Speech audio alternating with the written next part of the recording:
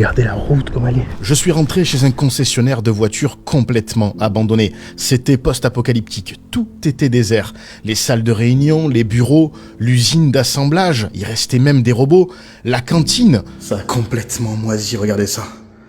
Ça fait vraiment bizarre. C'était complètement dingue. Comme s'ils étaient partis dans la précipitation sans jamais ne revenir. Regardez, il y a même les blues, il y a les téléphones. Cette usine est celle du plus célèbre des carrossiers italiens, Pininfarina.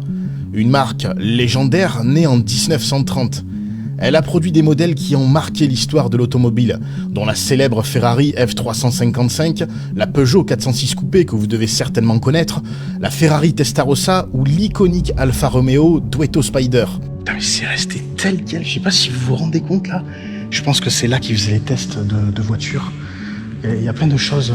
Alors pourquoi cette usine est aujourd'hui abandonnée et surtout complètement ouverte? N'importe qui peut rentrer. Mais c'est fou qu'il reste autant de choses, hein. Ça témoigne d'un arrêt si soudain. Là, il reste le menu. Je vais vous raconter tout au long de cette exploration ce qui s'est passé et comment ils en sont arrivés là. Bon, ça n'a pas été très compliqué de rentrer dans l'usine puisqu'aujourd'hui il n'existe plus aucune sécurité. On arrive sur une route où la nature a repris complètement ses droits. Cette même route que 10 ans en arrière, des centaines de camions empruntaient avec des conteneurs remplis de voitures de luxe pour livrer des clients de partout en Europe. Je suis accompagné de Quentin et Gabriel. Et là, je suis avec Juju. Regardez la route comme elle est. Le bâtiment est vraiment immense. Regardez ça. Oh, bah ça c'est l'accueil de l'usine. Là, on devait être dans la partie formation. Oh, c'est génial. Regardez.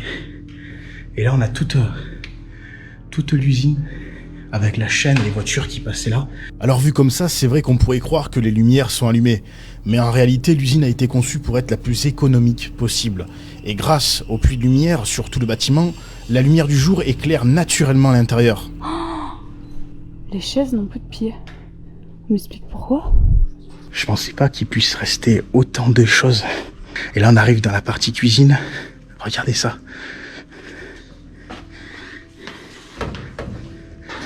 Ils se servaient où là? Je comprends pas. Bah, ils passaient devant. Là, t'as le réfectoire, ils mangeaient là-bas, mais ils plaçaient devant en fait, ouais, autour du plateau. Voilà, oui.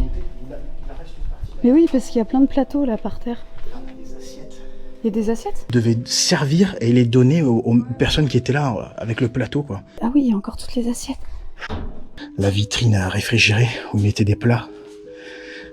Et les gens venaient se servir donc ici, parce que les plateaux venaient là. En tout cas, ça prouve qu'il doit y avoir du personnel, hein, vu le nombre de sièges qu'il y a. Mais c'est fou qu'il reste autant de choses, hein, ça témoigne d'un arrêt si soudain. Là, il reste le menu restaurant. J'ai pas la prononciation italienne. J'ai l'impression qu'il y avait des raviolis pour le dernier jour. Ça a été effacé avec le temps. Regardez, il reste même un café. J'adore cette pièce, franchement. Elle est magnifique. Regardez la chaussure. Quentin qui essaye de prendre une photo. C'est tellement post-apocalyptique. Regarde ça, même le couloir. Comme vous pouvez le voir, ça a quand même été bien retourné, bien fouillé. C'est... Avec le matos qu'il y a. Il y a un blouson.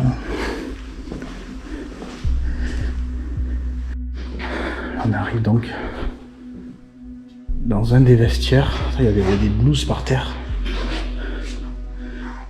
J'arrive enfin dans la partie usine. Et c'est dingue de se dire que plus de 500 personnes bossaient encore ici il y a quelques années. Regardez ça, c'est impressionnant. Il reste toutes les chaînes, les bras robotisés. J'ai jamais vu ça. À l'état d'abandon. Ah, regardez, c'est ici ça? Ouais, c'est clair. C'est sur les lignes, ils appellent ça comme ça. Ah ouais, ils devaient mettre les voitures. Mais c'est un truc de ouf. C'est dingue qu'il reste autant de matériel comme ça. Et du matériel en plus de ça qui est neuf. Hein. Ouais, là on est sur un tapis roulant. Ouais, j'ai failli tomber. C'est impressionnant. Regarde ça. Oh là, en katane. Putain, mais il reste tout. C'est génial. Regardez ce qu'il y a. Il y a carrément un panneau de contrôle aussi. Produite, seconde, cadence. Bon alors moi qui suis très nul en automobile, Bon, moi je sais absolument pas à quoi servait tout ça, mais par contre, niveau visuel, les couleurs, la taille de l'édifice, c'est vraiment quelque chose que j'ai jamais vu avant. Et ça, c'est le feu. En tout cas, c'est dingue. Jamais j'aurais pu penser faire un tel lieu. Je crois que c'est la première fois que je fais une usine où il reste autant de choses. Le seul truc, c'est dommage, c'est qu'il n'y a aucune voiture. Mais en même temps, c'est normal, puisque apparemment, c'était un endroit où on fabriquait des voitures de luxe. Si je dis pas de bêtises, il y a même un entrepôt à côté où on les testait. Chose qui est normale. Hein. Il y a même les vestes des ouvriers, tu vois. Regardez ça. Il reste toute la partie entrepôt. Putain, mais c'est resté tel quel. Je sais pas si vous vous rendez compte là. Mais j'ai l'impression vraiment de me retrouver dans la série The Walking Dead. Hein. C'est vraiment un endroit post-apocalyptique. Regardez, les chariots sont restés au milieu. Les camions devaient arriver de là. Là, on a toute la partie bureau aussi, logistique. Je pense que ça, c'est une fontaine à eau, ça, si je dis pas de bêtises. Hein. En vrai, j'étais choqué qu'il reste autant d'affaires, que rien n'ait été vidé. Les archives, les ordinateurs, toutes les fournitures de bureau sont encore là. Ah, ça.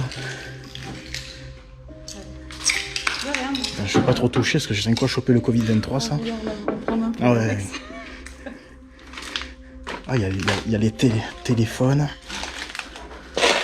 Comme si ça s'était arrêté du jour. Oh, regarde ça. C'est un 3310, ça. Ça, c'est un Nokia. Non, c'est pas un Nokia. J'ai rien dit. Voilà, on a tout le plan d'ailleurs de l'usine. Avec les chaînes et tout, là, on les voit. Là, c'était la partie. Donc oui, ils testaient, je pense, les voitures. Ah bah ouais, mais souvent, en plus, ah ouais, c'est ça, ouais. L'essence et tout. Mais si on était tout à l'heure, c'est en fait... Dehors, c'est vrai qu'il y a plein de garages, c'était là où ils entreposaient avant que ça parte en concession. Écoutez, ça fait déjà 30 minutes qu'on est sur place. J'ai pas l'impression que le lieu soit gardienné. Mais ça paraît extraordinaire quand même qu'un tel lieu ne soit pas surveillé. J'ai vraiment du mal à y croire. Il reste tellement de matériel, surtout dans cette partie-là.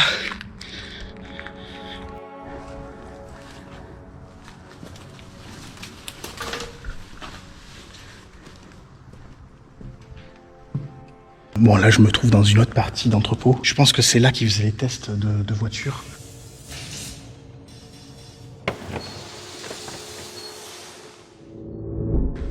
Il reste encore quelques appareils.